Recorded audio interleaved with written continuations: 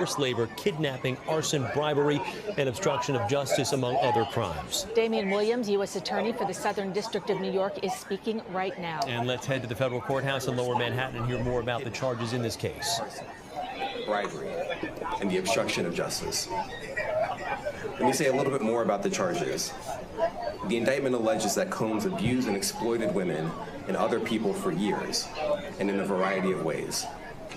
As alleged, Combs used force, threats of force, and coercion to cause victims to engage in extended sexual performances with male commercial sex workers, some of whom he transported or caused to be transported over state lines.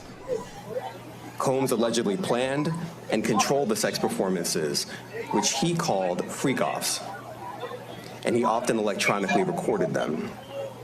The freak-offs sometimes lasted days at a time, involved multiple commercial sex workers, and often involved a variety of narcotics, such as ketamine, ecstasy, and GHB, which Combs distributed to the victims to keep them obedient and compliant. As alleged, when Combs didn't get his way, he was violent. It's really and he subjected victims to physical, emotional, and verbal abuse so that they would participate in the freak-offs, and that Combs hit, kicked, threw objects at, and dragged victims, at times by their hair. On one occasion in March of 2016, that conduct was captured on video and later reported in the media. Specifically, Combs kicked, dragged, and threw a vase at a victim in a Los Angeles hotel when the victim was attempting to flee.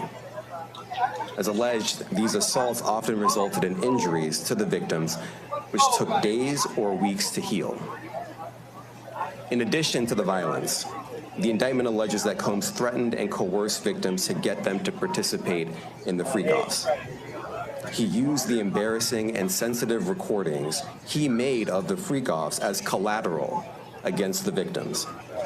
And the indictment alleges that he maintained control over the victims in several ways, including by giving them drugs, by giving and threatening to take away financial support or housing, by promising them career opportunities, by monitoring their whereabouts, and even by dictating their physical appearance.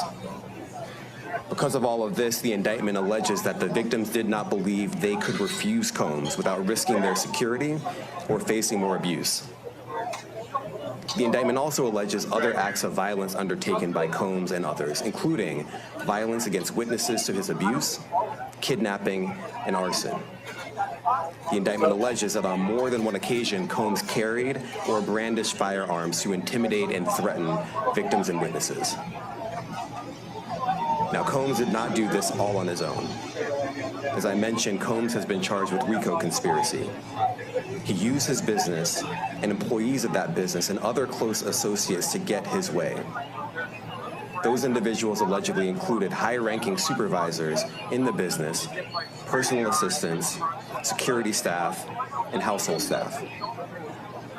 The indictment alleges that those individuals facilitated the freak-offs.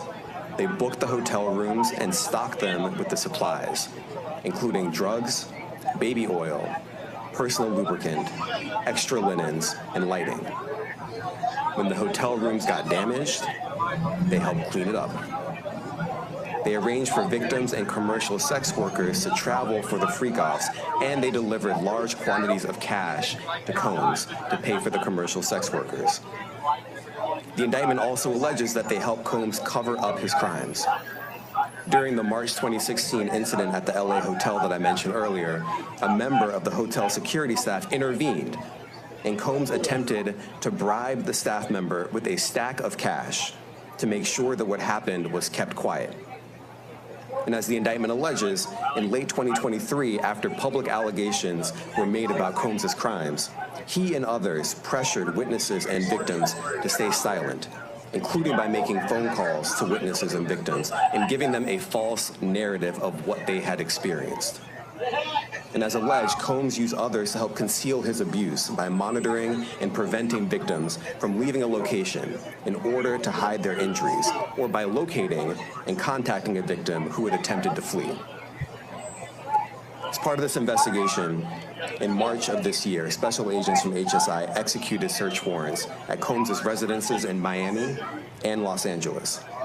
They also executed a warrant for Combs' electronic devices. During those searches, agents seized evidence of the crimes charged in this indictment. They seized firearms and ammunition, including 3 defaced AR-15s and a large-capacity drum magazine. They also seized evidence of the freak-offs, electronic devices that contain images and videos of the freak-offs with multiple victims. And they seized cases and cases of the kinds of personal lubricant and baby oil that Combs' staff allegedly used to stock hotel rooms for the freak-offs, more than 1,000 bottles altogether. Here are some of the items that we recovered during the searches.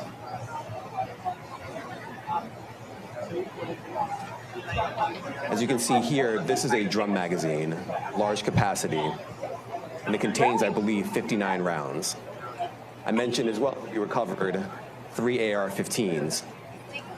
This is a close-up shot of one of the AR-15s, and you can see right here, the serial number has been thoroughly defaced. Another picture of more ammunition and parts of 2 AR-15s right there. Now, I want to be clear about 2 things. First, this office is determined to investigate and prosecute anyone who engages in sex trafficking, no matter how powerful or wealthy or famous you may be. No one should doubt our commitment on that. A year ago, Sean Combs stood in Times Square and was handed a key to New York City. Today, he's been indicted and will face justice in the Southern District of New York. Second, we are not done. This investigation is ongoing, and I encourage anyone with information about this case to come forward and to do it quickly. Anyone with information can call 1-877-4-HSI-TIP. I want to express my deep appreciation for the victims and witnesses who have used their voices and helped bring this criminal conduct to light. We would not be here without them.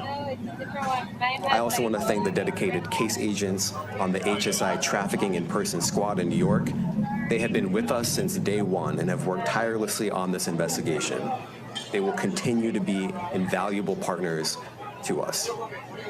I also want to thank the incredible agents and analysts from SDNY who have also provided tremendous assistance on this case. I'm deeply grateful for their continued work. And finally, I want to thank the outstanding career prosecutors from SDNY who are handling this case. Meredith Foster, Emily Johnson, Chrissy Slavic, Madison Smizer, and Mitzi Steiner, and their supervisors, Jamie Backluther and Jacqueline Kelly. They are members of the Civil Rights Unit in our criminal division. We created the Civil Rights Unit when I became U.S. Attorney. I'm deeply proud of their work on this and so many other cases. I'll now take some questions. Aaron Katursky, ABC. Damian, thanks. The indictment describes aggressive, open, violent,